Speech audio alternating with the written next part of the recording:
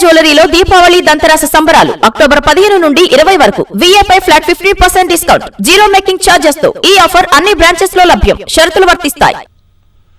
పాకిస్తాన్ ఆఫ్ఘనిస్తాన్ మధ్య మళ్లీ భీకర పోరు జరిగింది. 2 రోజుల పాటు ఘర్షణలకు విరామం ఇచ్చిన ఇరు దేశాల బలగాలు ఇవాళ మరోసారి పరస్పరం దాడులు చేసుకున్నాయి. తాజా ఘర్షణలో 40 మందికి పైగా తాలిబాన్ సైనికులు, టీటీపీ ఫైటర్లు మరణించగా 8 మంది పాక్ భద్రతా అధికారులు ప్రాణాలు కోల్పోయారు. మరోవైపు ఘర్షణలను పరిష్కరించేందుకు మధ్యవర్తిత్వం వహించేందుకు సిద్ధంగా ఉన్నామని జమైత్ ఉలేమా ఈ ఇస్లాం ప్లస్ JUIF ప్రకటించింది.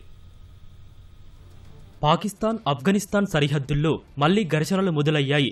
ఇలాంటి కవ్వింపు చర్యలు లేకుండానే ఆఫ్ఘాన్ సైన్యం దాడులకు పాల్పడిందని పాక్ ఆరోపించింది. ఆఫ్ఘాన్ దాడులకు పాకిస్తాన్ దళాలు బలంగా ప్రతిస్పందించాయని, తాలిబాన్ల ట్యాంకులను, సైనిక పోస్టులను ధ్వంసం చేశాయని పాకిస్తాన్ సైన్యం పేర్కొంది. ఆఫ్ఘాన్ దళాలు తెహ్రిక్ ఈ తాలిబాన్, టీటీపీ ఉగ్రవాదులతో కలిసి తమ భూభాగంలోకి సైనిక పోస్టులపై కాల్పులు జరిపాయని వివరించింది. POKలోని బలూచిస్తాన్ ప్రావిన్స్లోని 4 ప్రాంతాలపై దాడులు చేసినట్లు పేర్కొంది. ఆ దాడులను తమ బలగాలు సమర్థవంతంగా తిప్పికొట్టినట్లు వెల్లడించింది.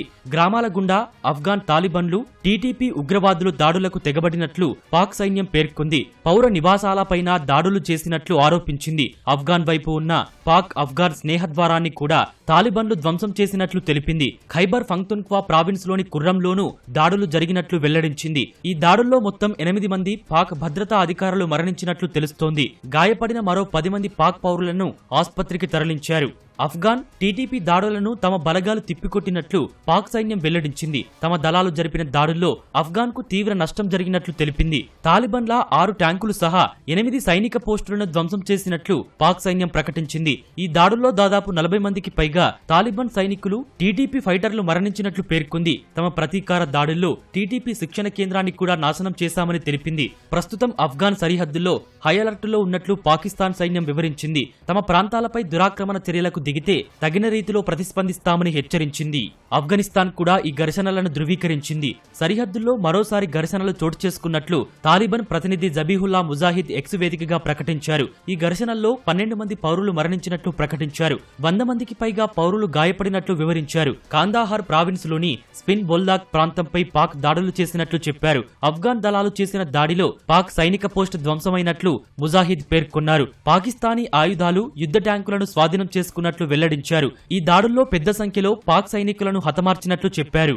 మరోవైపు పాక్ ఆఫ్ఘాన్ సరిహద్దుల్లో కొనసాగుతున్న ఘర్షణలను పరిష్కరించేందుకు మధ్యవర్తిత్వం వహించేందుకు సిద్ధంగా ఉన్నామని జమైత్ ఉలేమా ఈ ఇస్లాం ప్లస్ JUIF ప్రకటించింది. గతంలో పాక్ ఆఫ్ఘాన్ ఉద్రిక్తతలను తగ్గించడంలో తాము కీలక పాత్ర పోషించామని JUIF చీఫ్ మౌలానా ఫజ్లుర్ రెహమాన్ తెలిపారు. అందుకు సంబంధించి ఆఫ్ఘాన్ అధికారులతో సంప్రదింపులు జరుపుతున్నానని, సమస్యను పరిష్కరించుకోవాలని వారు కూడా భావిస్తున్నారని వెల్లడించారు. ఇరు దేశాలు సంయమనం పాటించాలని సూచించారు.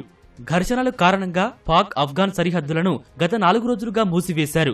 దీంతో టోర్కామ్ క్రాసింగ్ వద్ద భారీ సంఖ్యలో వాహనాలు నిలిచిపోయాయి. దాదాపు 2000 కార్గో ట్రక్కులు ఈ ప్రాంతం వద్ద బారులు తీరాయి. సరిహద్దులు ఎప్పుడు తిరిగి తెరుచుకుంటాయో స్పష్టత లేకపోవడంతో తాము తీవ్రంగా నష్టపోతున్నామని వ్యాపారులు వాపోతున్నారు. అక్టోబర్ 11న శనివారం రాత్రి పాకిస్తాన్ పై ఆఫ్ఘాన్ భీకర దాడులు చేయడంతో ఉద్రిక్తతలకు దారితీసింది. సౌదీ అరేబియా, ఖతార్ జోక్యంతో ఘర్షణలను ఆపిన ఇరు దేశాలు తాజాగా ఇవాళ మరోసారి దాడులకు దిగాయి.